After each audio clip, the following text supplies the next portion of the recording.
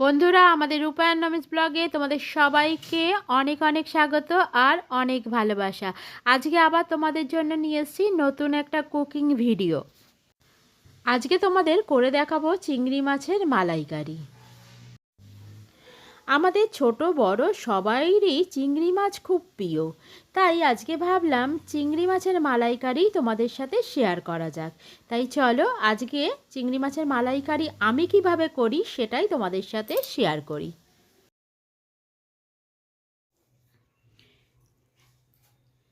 মালাইকারি বানাবার জন্য আমি নিয়ে নিয়েছি এরকম বড় সাইজের চিংড়ি মাছ।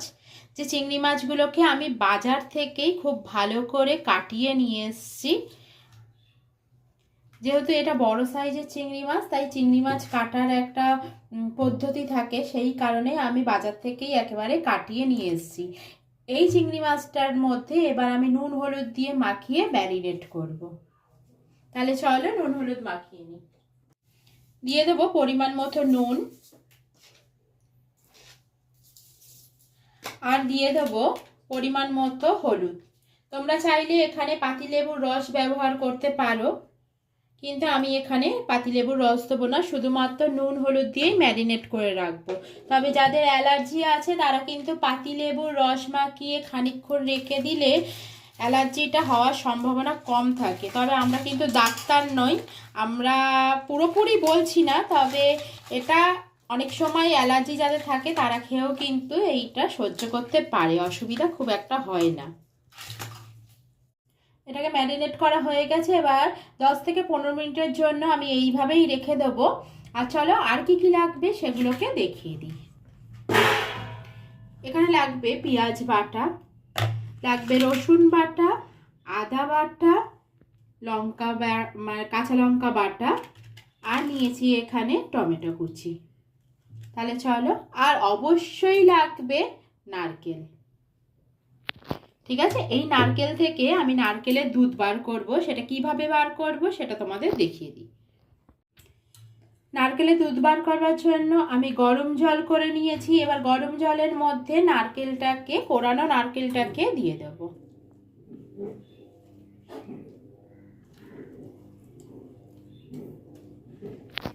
গরম জলে দিয়ে রেখেছি। এবার একটা কাপড়ের মধ্যে তোমরা এটাকে দিয়ে ছেঁকে নেবে এইভাবে।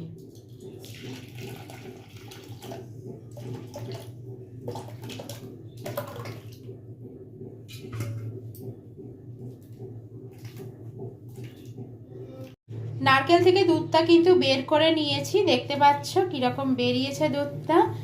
এবার হচ্ছে যে ড্রাই নারকেলটা থাকবে, এই দেখো, এটা কিন্তু তোমরা না ফেলে অন্য কিছুতেও কিন্তু ব্যবহার করে নিতে পারো।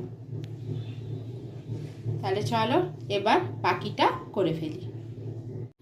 প্রথমে আমি চিংড়ি মাছগুলোকে ভেজে নেব, আর তার জন্য দিয়ে দিলাম সর্ষের তেল। এই পুরো রান্নাটাই কিন্তু হবে সর্ষের তেলে। তেলটা গরম হোক, তারপরে চিংড়ি মাছগুলোকে ভাজা করব।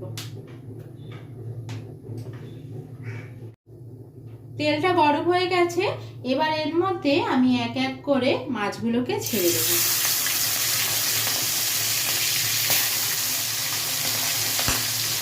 এক পিঠ আমার ভাজা হয়ে গেছে, আমি ওই দিকে পিঠটাকে উল্টে দেবো। বন্ধুরা, এই মাছটাকে কিন্তু খুব একটা বেশিক্ষণ ভাজতে লাগে না, মোটামুটি তোমরা হাফ মিনিট করে যদি এপিট ওপিট করে ভেজে নাও, মানে এদিক হাফ মিনিট আর ওপিট হাফ মিনিট, টোটাল 1 মিনিটের মধ্যেই কিন্তু এই মাছটা ভাজা হয়ে যায়। বেশি কিন্তু চিংড়ি মাছ ভাজার কোনো দরকার লাগে না। মাছগুলো ভাজা হয়ে গেছে, এবার তুলে নেবো। দেখতে পাচ্ছ এরকম কম ভাজলে কি সুন্দর একটা কালার চলে আসছে, তাই বেশি কখনোই কিন্তু ভাজবে না। বাকি সবকটা মাছকে আমি এইভাবেই ভেজে নেব।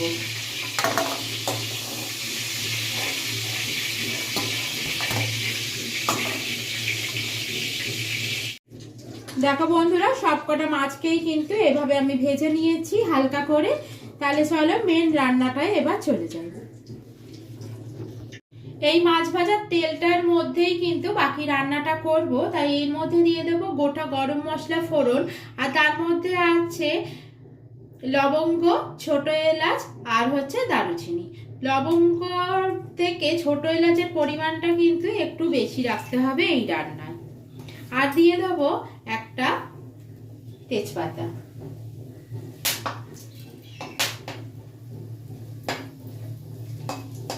ফোড়নটা দিয়ে খানিকক্ষণ নাড়াচাড়া করে নিয়ে এবার দিয়ে দেবো এর মধ্যে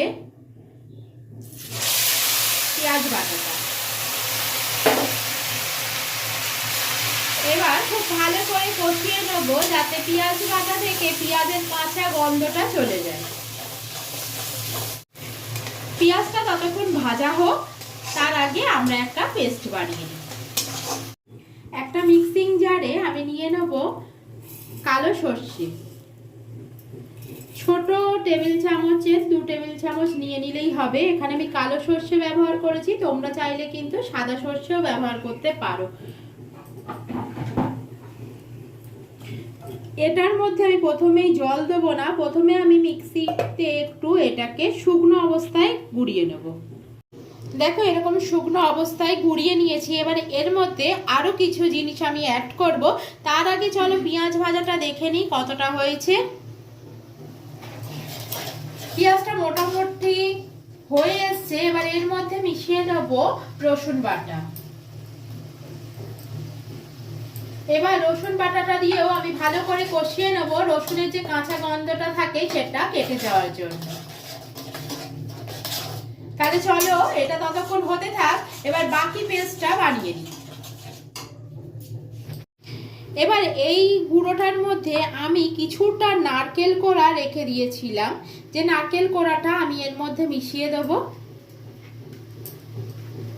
আর দিয়ে দেব টমেটো কুচির থেকে কিছুটা টমেটো, পুরোটা ব্যবহার করব না। একটা মাঝারি সাইজের টমেটো আমি এখানে দিয়ে দিলাম। এবার এটার মধ্যে দিয়ে দেব কিছুটা নারকেলের দুধ। তোমরা কিন্তু চাইলে এখানে কাজু আর টক দইয়েরও ব্যবহার করতে পারো। যদি টক দইয়ের ব্যবহার করো তাহলে কিন্তু টমেটোটা স্কিপ করবে। তাহলে চলো এবার পেস্টটা বানিয়ে নিই। পেস্টটা রেডি করা হয়ে গেছে, চলো দেখে নিই। এই দেখো পেস্টটা। এবার বাকি রান্নাটা করতে থাকি, তারপরে পেস্টটা মেশাবো। পেঁয়াজ আর রসুনটা খুব ভালো করে কষানো হয়ে গেছে, আর এর মধ্যে থেকে কাঁচা গন্ধটাও কিন্তু কেটে গেছে। এবার বাকি জিনিসগুলো আমি এর মধ্যে দিয়ে দেব। আদা বাটাটা দিয়ে দিলাম, সঙ্গে দিয়ে দেব কাঁচা লঙ্কা বাটা, আর দিয়ে দেব কিছুটা টুকরো করে কেটে রাখা টমেটো, আর দেবো সামান্য হলুদ গুঁড়ো।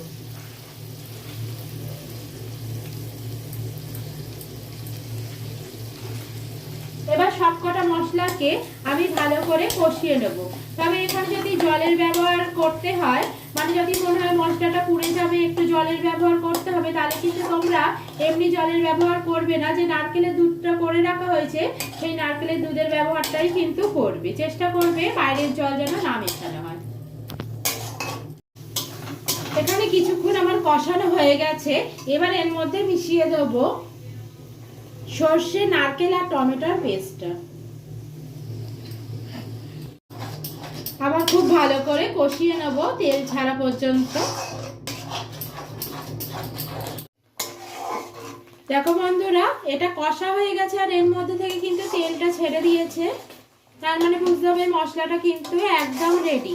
এবার গ্যাসের আগুনটা আস্তে করে রেখে এর মধ্যে নারকেলের দুধটা মিশিয়ে দেবো।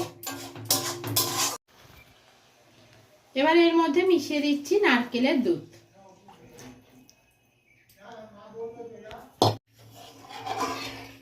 এবার ভালো করে মশলার সাথে দুধটাকে মিশিয়ে দেব।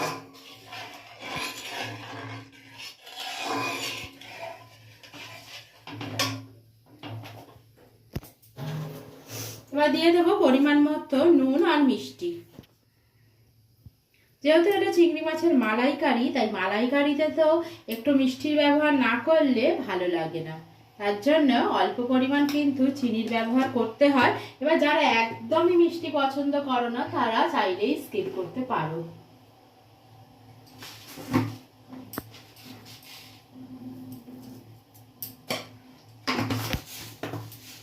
এবার এটাকে ফুটে যাওয়া পর্যন্ত অপেক্ষা করব। ঝোলটা ফুটে গেছে, এবার এর মধ্যে দিয়ে দেবো ভাজা মাছগুলোকে।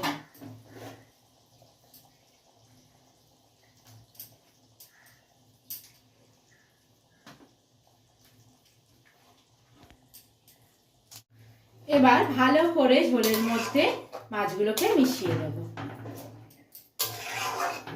প্রায় 5 মিনিট আমি এইটাকে ফুটিয়ে নেব ঝোলের সাথে। 5 মিনিট হয়ে গেছে, ফুটে গেছে। এবার হচ্ছে ওপর থেকে ছড়িয়ে দেব ঘি আর গরম মশলা। দিয়ে দিলাম গুঁড়ো গরম মশলা,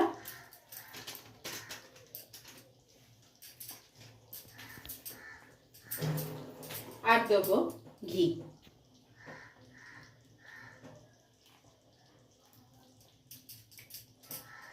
এবার ভালো করে মিশিয়ে নিয়ে ঢাকনা চাপা দিয়ে রেখে দেবো 5 মিনিটের জন্য। আর তখন গ্যাসের আগুনটা কিন্তু একদম অফ করে দেবো।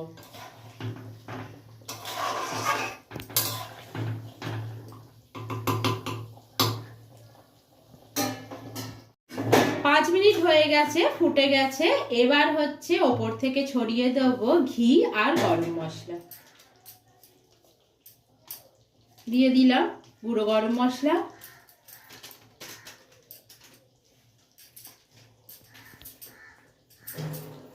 আর দেবো ঘি।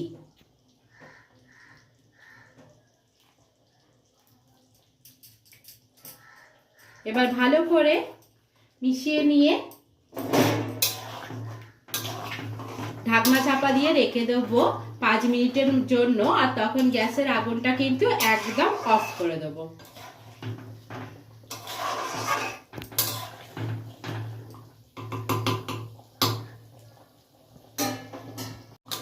ঘি আর গরম মশলাটা খুব ভালোভাবে মেশানো হয়ে গেছে। এবার গ্যাসের আগুনটা আমি অফ করে দিচ্ছি। 5 মিনিটের জন্য ঢাকা দিয়ে রেখে দেবো। 5 মিনিট পর নামিয়ে নেব। নামিয়ে নিয়ে গরম গরম ভাতের সাথে সার্ভ করব। এই দেখো বন্ধুরা, আমাদের একদম চিংড়ি মাছের মালাইকারি কিন্তু পুরো রেডি। তাহলে বন্ধুরা তোমরা কি করবে, ঘরে একদম যেভাবে দেখানো হলো সেইভাবে চটজলদি বানিয়ে নেবে। আর ভালো লাগলে লাইক কমেন্ট শেয়ার করে দিয়ে চ্যানেলটাকে সাবস্ক্রাইব করে দিয়ে আমাদের পাশে থাকবে। তাহলে দেখা হবে অন্য কোনো ভিডিওর সাথে। এখনকার মতো এখানেই টাটা সবাইকে।